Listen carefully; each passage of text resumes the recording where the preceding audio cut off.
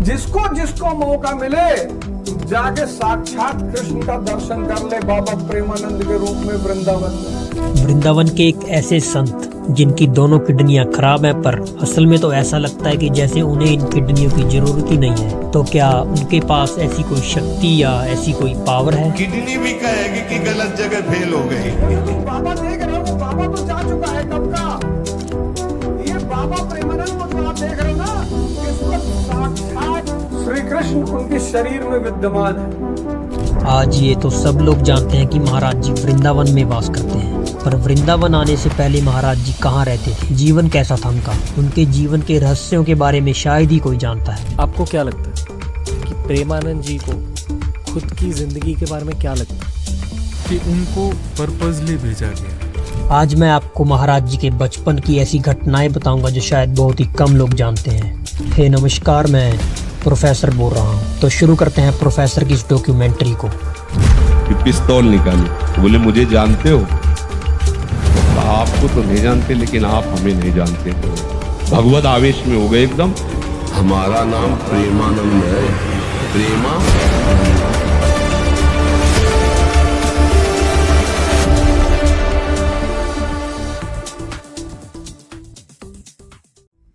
साल 1972 उत्तर प्रदेश के कानपुर जिले में पड़ने वाला एक छोटा सा गांव अखरी, जहां जन्म होता है एक ऐसे बच्चे का जो आगे चलकर इतना बड़ा महापुरुष बनेगा कि पूरे देश को भगवान से जोड़ देगा।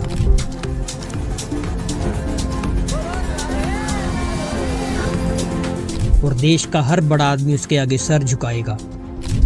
मुझे बस प्रेम भक्ति दे दो बस। हाँ, ये तो और ऊंची बात है। श्रीहित प्रेमानंद गोविंद शरण जी महाराज, जिन्होंने श्री शंभू पांडे जी के घर में जन्म लिया। महाराज जी की माता जी का नाम था श्रीमती रमा देवी। महाराज जी के दो भाई भी हैं।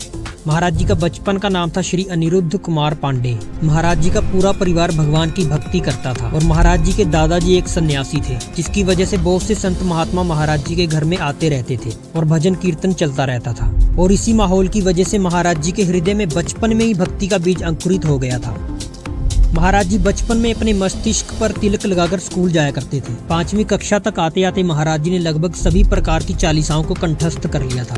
महाराज जी हर रोज मंदिर जाते थे और चालीसाओं का पाठ करते थे और भगवान का नाम जप भी करते थे। बचपन में महाराज जी का कोई दोस्त भी नहीं था, क्योंकि उनकी खेलने कूदने में कोई रुचि नहीं थी। महाराज जी हमेशा एकांत में खड़े रहकर अंदर ही अंदर कुछ विचार करते रहते थे। महाराज जी की माता जी एक किडनी के रोग से ग्रसित थी और बीमार रहती थी।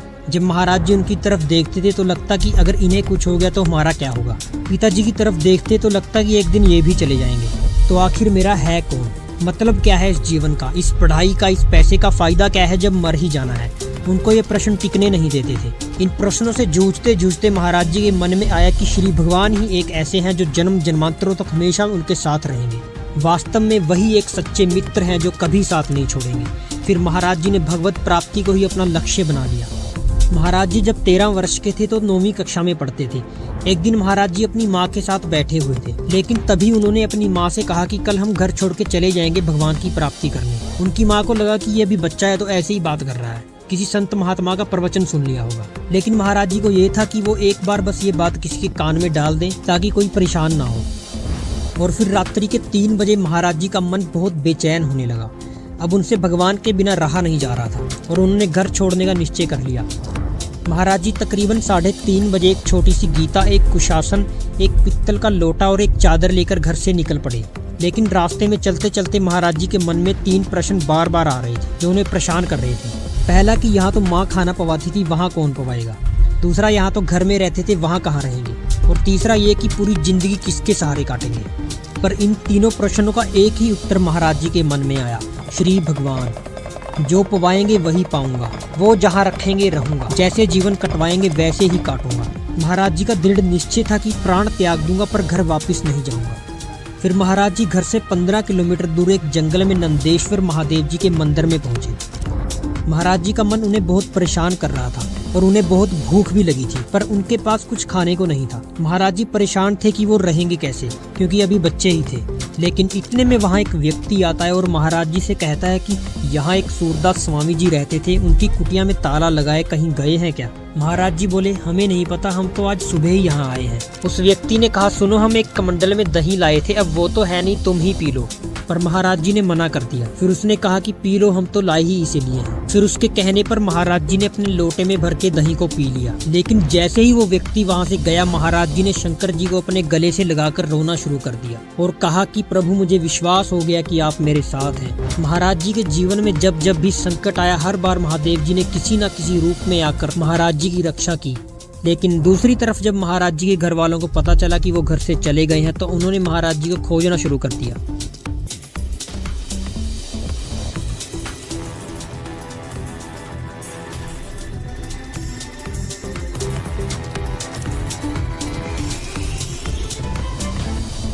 खोजते खोजते 3 दिन बाद किसी व्यक्ति से पता चला कि एक गोरा सा लड़का वहां मंदिर में बैठा है। महाराज जी के पिताजी, उनके बड़े भाई सभी वहां पहुंच गए। महाराज जी अपने पिताजी को देखकर बहुत डर जाते हैं। वो उनकी मार से बहुत डरते थे। महाराज जी चुपचाप बैठे हुए थे। उनके पिताजी ने उन्हें 2 बार खड़ा होने के लिए कहा, पर महाराज जी जिद्दी स्वभाव के थे तो उन्होंने कुछ नहीं बोला और ऐसे ही बैठे रहे।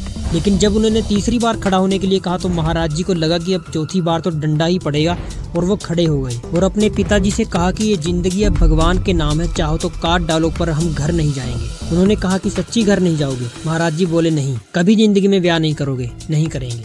लेकिन फिर पता नहीं ऐसा क्या हुआ, एकदम से उनका हृदय परिवर्तित हो गया। उन्होंने महाराज जी को अपनी छाती से लगाया और 3 बार बोला राम राम राम, और ये आशीर्वाद दिया कि अगर ऊसर में भी बैठोगे तो फूलों की वर्षा होगी, जाओ जिंदगी में कभी कोई तुम्हारा बाल बाका नहीं कर सकता। पर उन्होंने अपने बेटे को ये चेतावनी भी दी कि हमारी एक बात हमेशा याद रखना, अगर किसी की बहन बेटी की तरफ आंख भी उठाई तो हम स्वयं तुम्हें मार देंगे, किसी और की जरूरत नहीं पड़ेगी। महाराज जी ने कहा कभी जिंदगी में आपको ऐसा सुनने को नहीं मिलेगा। इसके बाद महाराज जी अपने माता पिता से जिंदगी में कभी नहीं मिले। इसके बाद महाराज जी ने अपना आध्यात्मिक जीवन शुरू किया।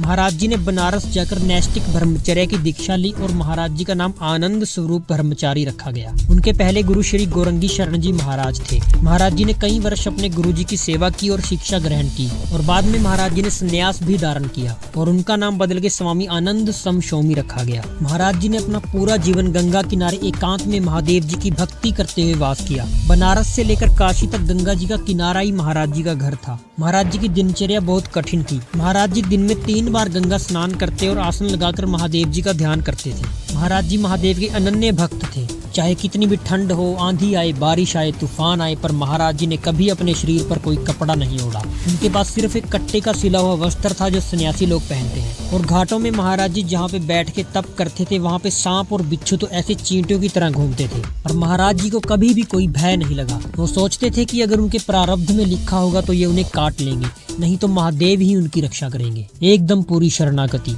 जब महाराज जी ने संन्यास लिया तब वो तुलसी घाट पे वास कर रहे थे। उस समय उनको जो आकाश वृत्ति से प्राप्त हो जाता था उसे पा लेते थे, और अगर कुछ नहीं मिलता तो वो गंगा जी की रज खाकर और गंगा जल पीकर ही अपना पेट भर लेते थे। वहाँ घाटों में महाराज जी को कई दिन, हफ्तों तक भी भूखा रहना पड़ता था। सावन के महीने में तो सिर्फ गंगा जल पीकर ही जीवन व्यापन करते थे। महाराज जी 10 से 15 मिनट के लिए तुलसी घाट पे भिक्षुकों की लाइन में बैठ जाते थे और जो कुछ प्रसाद मिल जाए उसे पा लेते थे, नहीं तो उठ के चले जाते और गंगा जल पी लेते। लेकिन गंगा किनारे तप करते हुए महाराज जी के जीवन में अनेकों घटनाएं घटी, जिनमें से कुछ का वर्णन महाराज जी ने किया है। जैसे एक बार उनका सामना एक डॉन से हुआ जो पिस्टल और चाकू लेके महाराज जी को धमका रहा था, और कैसे एक बार एक शराबी व्यक्ति से महाराज जी का सामना हुआ। शराबी वाली घटना की पहले बात करते हैं। महाराज जी ब्रह्मव्रत विठुर गंगा किनारे भ्रमण कर रहे थे। वहाँ एक व्यक्ति बैठा हुआ था। उसने महाराज जी को अपने पास बुलाया। महाराज जी पास गए और हाथ जोड़ के कहा जी। बदबू से महाराज जी को पता चल गया कि इस व्यक्ति ने शराब पी रखी है। लेकिन उस वक्त महाराज जी ऐसे ही पागल शराबी लोगों से बात करते रहते थे। उनके दिमाग में खोज चलती रहती थी कि ये ऐसा क्यों बोल रहा है, ऐसा क्या हुआ है इसके साथ। महाराज जी घंटों तक ऐसे लोगों के पीछे घूमते रहते थे। उस व्यक्ति ने महाराज जी से पूछा, बाबा जी बने हो? महाराज जी बोले हाँ। कब से बने हो? महाराज जी बोले कई वर्ष हो गए, 13 वर्ष के थे तब घर से निकल पड़े थे। लेकिन एकदम से उसने कहा आओ हमारे साथ आओ, और खेलवश महाराज जी उसके पीछे चल दिए। महाराज जी को लगा कि वो बलवान तो है ही, नवीन अवस्था है, अगर कुछ होगा भी तो वो संभाल लेंगे। लेकिन वो व्यक्ति महाराज जी को वैकुंठ धाम नामक एक जगह पे ले जाता है। वहाँ गरुड़ जी और भगवान विष्णु जी की एक मूर्ति थी। फिर उसने कहा कि देख रही हो, ये मूर्ति जब बनी थी तो इसके ऊपर चढ़ के इसका तिल तिल काटा गया है आंख नाक कान बनाने वाले के द्वारा। उसने कहा जानते हो काहे की बनी है? महाराज जी बोले संगमरमर की। फिर उसने कहा कि ये नीचे फर्श देखो, इसमें भी संगमरमर लगा हुआ है, लेकिन एक जो तिल तिल काटने पे भी टूटा नहीं वो पुज रहा है, और एक जो पैरों से रौंदा जा रहा है, जो तिल तिल काटने पे भी टूटता नहीं वही पुजता है। ऐसे ही जिंदगी में कभी टूटना नहीं। महाराज जी ने उस व्यक्ति को प्रणाम किया और कहा, भगवान आप मुझे इस रूप में शिक्षा दे रहे हो। महाराज जी ने जीवन भर इस बात को याद रखा। जहाँ कहीं भारी संकट आता तो याद आ जाता कि मेरे प्रभु ने उपदेश दिया था टूटना नहीं। एक बार महाराज जी का सामना एक डॉन टाइप व्यक्ति से भी हुआ। महाराज जी सेनपुर में गंगा किनारे बाबा सरकार जी की तपोभूमि में वास कर रहे थे। महाराज जी 4-5 वृद्ध संतों के साथ बैठे हुए थे। अचानक से वहाँ एक आदमी मोटरसाइकिल लेके आता है। उसने जूते पहने हुए थे। महाराज जी ने उस व्यक्ति से प्रार्थना करी कि ये बाबा सरकार की तपोभूमि है, आपको ऐसे यहाँ गाड़ी लेकर और जूते पहनकर नहीं आना चाहिए। उसने गाड़ी खड़ी की और महाराज जी की तरफ ऐसे देखा जैसे शेर अपने शिकार को देखता है, और वो ऐसे ही जूते पहन के अंदर चला गया। एक वृद्ध ने महाराज जी को कहा कि महाराज जी आप बेकार में ही बोल दिए। महाराज जी बोले क्यों? वो बोले वो गुंडा 50 को काटने वाला आदमी है, किसी को भी काट मार देता है और इसकी इस एरिया में चलती भी है। फिर वो व्यक्ति थोड़ी देर बाद आया और गाड़ी स्टार्ट करने लगा, लेकिन महाराज जी ने उसे कहा कि भाई बाहर ले जाओ, यहाँ गाड़ी स्टार्ट नहीं होगी। उसने बहुत प्रयास किया पर गाड़ी स्टार्ट नहीं हुई। महाराज जी बोले कि यहाँ एक पावर है जिसे तुम जानते नहीं, बाहर जाओ यहाँ से। फिर वो वहाँ से चला जाता है। इसके अगले दिन महाराज जी गंगा स्नान करके ध्यान में बैठे हुए थे और वहाँ महाराज जी को किसी के चलने की आवाज आई, और ये वही कल वाला व्यक्ति था। उस व्यक्ति ने महाराज जी को गुस्से में कहा, ए बाबा। महाराज जी ने अपने हाथ जोड़े और कहा जी। अचानक से उस व्यक्ति ने एक पिस्टल निकाली और महाराज जी के सामने रख दी और कहा, इसे जानते हो? महाराज जी ने कहा कि इतना तो जानते हैं कि इससे गोली चलती है।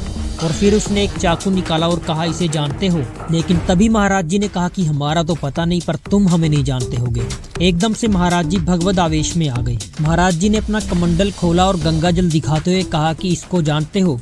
और गंगा जल हाथ में लेकर कहा कि अगर एक बार हमने संकल्प कर दिया तो तू अभी नष्ट ना हो जाए तो हमें बताना। उठा पिस्टल और चाकू, केवल हम हैं और तुम हो, तीसरा कोई नहीं है। एक बार तुम अपना प्रयास करो, एक बार हम अपना प्रयास करेंगे। हम बाबा जी हैं तो तुम क्या बाबा जी को खिलवाड़ समझते हो? इतना सुनते ही वो व्यक्ति वहाँ से भागता नजर आया और इसके बाद दोबारा वहाँ कभी नजर भी नहीं आया। ये घटना बताती है कि महाराज जी कितने निडर व्यक्तित्व के महात्मा हैं। उनमें बिल्कुल भी किसी का भय नहीं है। महाराज जी जब गंगा किनारे साधना में तत्पर थे तो महाराज जी ने अपने जीवन में बहुत से चमत्कार भी देखे। महाराज जी को कई बार गंगा किनारे बहुत से महापुरुषों ने भी दर्शन दिए। सबसे पहले महाराज जी को गंगा किनारे श्री गुरु नानक देव जी के दर्शन हुए। महाराज जी ने वर्णन किया है कि उन्होंने एक पट्टी पहनी हुई थी जिसपे पंजाबी या अरबी भाषा में कुछ लिखा हुआ था। गुरु नानक देव जी के बड़े पुत्र श्री चंद जी महाराज जी के दर्शन भी महाराज जी को हुए। ऐसे ही महाराज जी के ऊपर कई महापुरुषों ने कृपा की और अपने दर्शन दिए। लेकिन अब महाराज जी को गंगा जी के घाटों पे शिव उपासना करते हुए काफी वक्त हो चुका था। महाराज जी भगवान शिव से कहते थे कि तत्व रूप से तो आपने समझा दिया है, पर अब हम आपका प्रकट रूप देखना चाहते हैं। बस फिर क्या, दिन की धूप में पंडों की छतरी में, रात में वही एकदम उदासीन पागलों जैसे, और बोलना नहीं किसी से, बस एक ही लगन, आज महादेव जी मिलेंगे। फिर दिन गया, आज महादेव जी मिलेंगे। उन्हें लगा कि वो महादेव के दर्शनों के बिना रह नहीं पाएंगे। और ऐसे ही एक दिन महाराज जी को लग रहा था कि आज तो महादेव जी दर्शन दे ही देंगे। और उसी दिन मध्य रात्रि में महाराज जी को एक विशाल पीपल के वृक्ष के नीचे महादेव जी के दर्शन होते हैं। महादेव जी ने भगवा वस्त्र पहना हुआ था, उनकी बड़ी बड़ी जटाएं थी और हाथ में बड़ा सा त्रिशूल पकड़ा हुआ था। महाराज जी ने तुरंत महादेव जी के चरणों में दंडवत कर दिया। महादेव जी अपनी एक उंगली ऐसे ऊपर करके खड़े हुए थे और थोड़ी ही देर में महादेव जी अंतर्ध्यान हो जाते हैं। महाराज जी कई दिनों तक सोचते रहे कि महादेव जी उंगली से क्या इशारा कर रहे थे, वो उन्हें क्या कहना चाहते थे। फिर महाराज जी के मन में आया कि वो कह रहे हैं कि एक मैं ही मैं हूँ, मेरे अलावा कोई नहीं इस संसार में। बस इसी को ध्यान में रखते हुए महाराज जी कठोर तप करते रहे। लेकिन फिर महाराज जी के जीवन में एक वो दिन भी आया जो महाराज जी की पूरी जिंदगी को बदलने वाला था। उस दिन महाराज जी तुलसी घाट पे पद्मासन लगा के बैठे थे और महादेव जी का ध्यान कर रहे थे। और आज तक महाराज जी ने कभी भगवान शिव के अलावा किसी और भगवान की तरफ देखा तक नहीं था। एकदम अनन्य शिव भक्त। पर महादेव जी को कुछ और ही मंजूर था। महाराज जी ध्यान कर रहे थे, लेकिन एकदम से महाराज जी के अंदर ये स्फुरना होती है कि कैसा होगा वृंदावन।